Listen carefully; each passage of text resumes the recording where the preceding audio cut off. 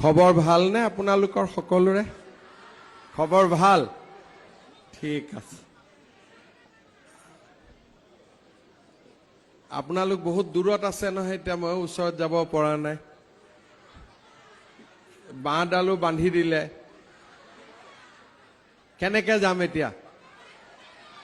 আচ্ছা, ইফালেদি যাব পাৰি নেকি? ৰ'ব, মই কথাখিনি কৈ লওঁ, তাৰপিছত চেষ্টা কৰিম, হ'ব? ঠিক আছে। আজিৰ সভাত আমাৰ মাজত উপস্থিত অসম চৰকাৰৰ সন্মানীয় মন্ত্ৰী পীযুষ হাজৰিকা ডাঙৰীয়া, সন্মানীয় মন্ত্ৰী কৌশিক ৰায় ডাঙৰীয়া, ৰহা সমষ্টিৰ সন্মানীয় বিধায়ক শশীকান্ত দাস ডাঙৰীয়া, নগাঁও সমষ্টিৰ বিধায়ক ৰূপক শৰ্মা ডাঙৰীয়া, বৰহমপুৰ সমষ্টিৰ বিধায়ক জিতু গোস্বামী ডাঙৰীয়া, অতিৰিক্ত মুখ্য সচিব বিশ্বৰঞ্জন চামাল ডাঙৰীয়া, জিলা আয়ুক্ত দেৱাশীষ শৰ্মা ডাঙৰীয়া, খাদ্য আৰু অসামৰিক যোগান বিভাগৰ আয়ুক্ত হেমন্ত ভূঞা ডাঙৰীয়া, নগাঁও জিলা পৰিষদৰ সভানেত্ৰী গীতাঞ্জলি হাজৰিকা ডাঙৰীয়ানী, ৰহা পৌৰসভাৰ অধ্যক্ষা বন্তি হাজৰিকা ডাঙৰীয়ানী, নগাঁও জিলা বিজেপিৰ সভাপতি সুবৰ্ণ সিং ডাঙৰীয়া, অভিজিত নাথকে আদি কৰি মঞ্চত উপবিষ্ট বিশিষ্ট ব্যক্তিসকল, আইমাতৃসকল আৰু যুৱক যুৱতী বন্ধু বান্ধৱীসকল, আমি অসম চৰকাৰে নিৰ্বাচনৰ আগতে বিভিন্ন আঁচনি আৰম্ভ কৰিছিলোঁ আৰু বহুকেইখন আঁচনিয়ে ইতিমধ্যে 5 বছৰো পূৰ্ণ হৈছিলে। কিন্তু নিৰ্বাচনৰ পিছত আমাৰ বাজেট অধিৱেশন নোহোৱা বাবে প্ৰায়বোৰ আঁচনিয়ে বন্ধ হৈ যাবলগীয়া পৰিৱেশ হৈছিলে আৰু তাৰ ফলত ৰাইজৰ কষ্টও হৈছিলে। মই ৰাইজক বিভিন্ন সংবাদ মাধ্যমৰ জৰিয়তে জনাইছিলোঁ যে জুলাই মাহত আমাৰ বিধানসভাৰ অধিৱেশন হ'ব আৰু আমি আগষ্ট মাহৰ পৰা চৰকাৰৰ জনহিতৈষী আঁচনিবিলাক আৰম্ভ কৰিম। 1 আগষ্ট তাৰিখে আমি অৰুণোদয় আঁচনি পুনৰ আৰম্ভ কৰিলোঁ। 6 আগষ্ট তাৰিখৰ পৰা আমি নিযুত বাবু আৰু নিযুত মইনা আঁচনি আমি আৰম্ভ কৰিলোঁ আৰু আজি আমি ৰহা সমষ্টিৰ পৰা আমাৰ সুলভ মূল্যৰ মচুৰ দালি আৰু চেনি বিতৰণৰ কাৰ্যসূচীটিও আমি আৰম্ভ কৰিবলৈ ইয়াত সমবেত হৈছোঁ। আমি বৰ্তমান আপোনালোকক নিমখটো দিব পৰা নাই কিবা এটা কাৰিকৰী অসুবিধাৰ বাবে, কিন্তু কিছুদিনৰ ভিতৰতে আপোনালোকে দালি চেনি আৰু লগত নিমখটো আপোনালোকে পোৱা আৰম্ভ কৰিব। আজি আমি আপোনালোকক দালি আৰু চেনিৰে এই কাৰ্যসূচীটো আমি আৰম্ভ কৰিছোঁ। এতিয়াৰ পৰা প্ৰতি মাহৰ 1 তাৰিখৰ পৰা 10 তাৰিখৰ ভিতৰত আমি যি অন্ন সেৱা সপ্তাহ পালন কৰোঁ, তাতে আপোনালোকে বিনামূলীয়া চাউল আৰু চেনি আৰু দালি আপোনালোকে কিনিব পাৰিব। ইয়াৰ পিছত লাহে লাহে মই আৰম্ভ কৰিম যে আপোনালোকক প্ৰতিশ্ৰুতি দিয়া অনুসৰি কেনেকৈ আমি আপোনালোকক মিঠাতেলটো দিব পাৰোঁ, কেনেকৈ আমি নিমখখিনিও দিব পাৰোঁ আৰু অৰুণোদয় আঁচনিটো যিবিলাক পৰিয়াল বাদ পৰি গৈছে বা শাহুৰেক আৰু বোৱাৰীয়েকৰ মাজত এগৰাকীয়ে পাইছে এগৰাকীয়ে পোৱা নাই, তেওঁলোককো কেনেকৈ অৰুণোদয় দিব পাৰোঁ সেই বিষয়ে আমি লাহে লাহে আমাৰ কামবিলাক আৰম্ভ কৰিম। চৰকাৰখন অলপ গত লওক আৰু চৰকাৰখনে গত লোৱাৰ লগে লগে আমি আমাৰ জনকল্যাণমূলক কামবিলাক আমি আৰম্ভ কৰিব পাৰিম।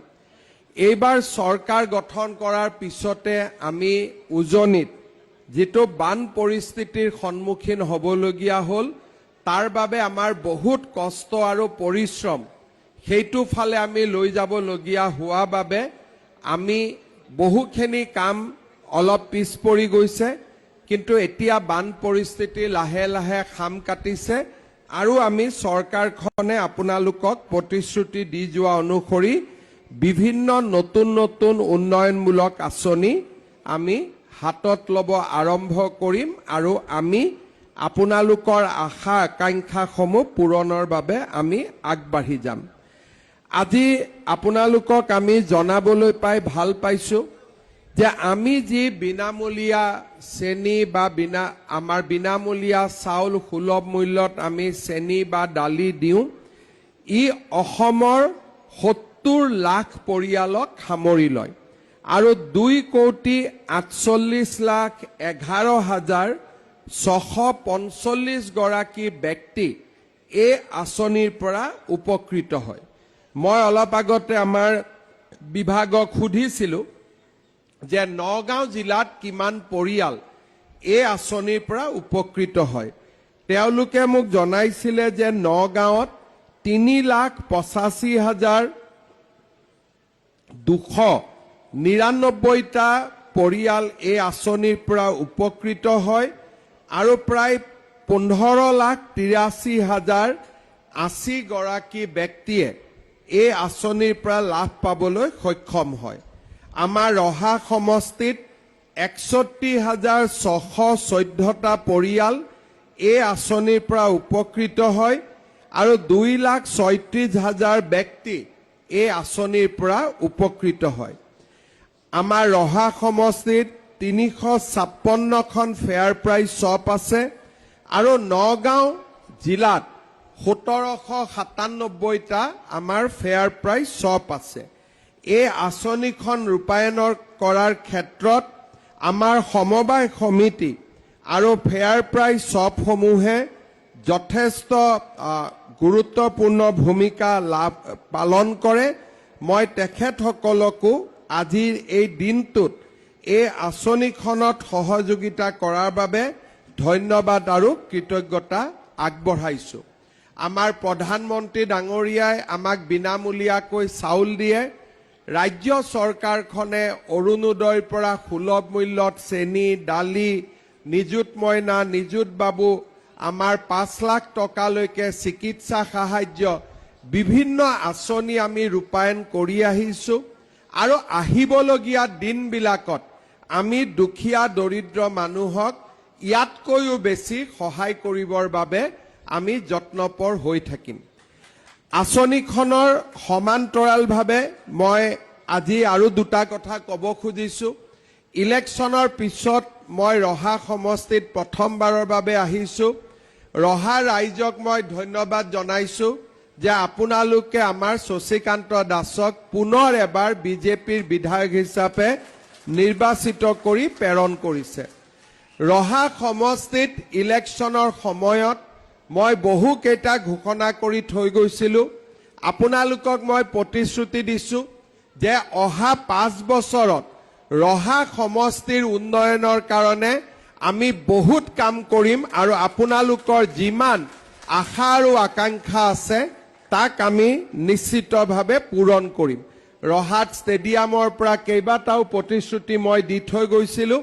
মোৰ গোটেই প্ৰতিশ্ৰুতিবোৰ লিখা আছে আৰু এটা এটাকৈ মই গোটেই প্ৰতিশ্ৰুতিবোৰ বাস্তৱত ৰূপায়িত কৰিম আৰু আমাৰ ৰহা সমষ্টিক উন্নয়নৰ পথত আমি আগুৱাই লৈ যাম।